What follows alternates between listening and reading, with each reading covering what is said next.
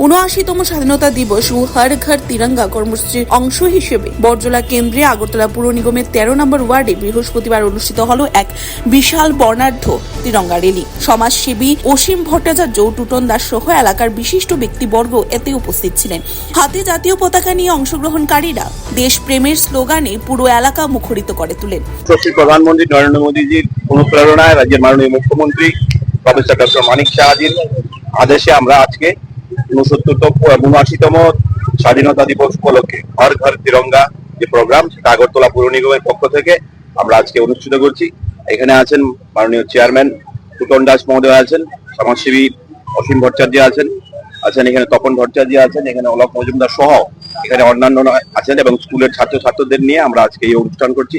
একমাত্র কারণ হচ্ছে প্রধানমন্ত্রীর নেতৃত্বে বিগত দিনের মতো আমরা প্রত্যেকটি মানুষের বাড়িতে জাতীয় পতাকা উত্তোলনের মাধ্যমে যাতে আমরা এই দিনটা পালন করতে পারি এবং পাশাপাশি এই দেশের জন্য যারা প্রাণ আত্মত্যাগ দিয়েছেন তাদেরকে স্মরণ করে আমাদের আগামী প্রজন্মকে তার সম্বন্ধে আমরা যাতে ধারণা দিতে পারি। তার কারণ আমাদের ইতিহাস বিকৃত হয়ে গেছে। আমরা চাইছি ইতিহাসকে আবার পুনরায় উজ্জীবিত করা এবং আগামী প্রজন্মের কাছে ভারতবর্ষের যে ইতিহাসকে তুলে ধরার জন্য আমাদের এই প্রচেষ্টা। স্বাধীনতা দিবসকে সামনে রেখে হর ঘর তিরঙ্গা কর্মসূচির অংশ হিসেবে ৪ বরজলা মণ্ডলের উদ্যোগে আরেকটি র্যালি বের হয়, যার নেতৃত্ব দেন মণ্ডল সভাপতি রাজীব সাহা।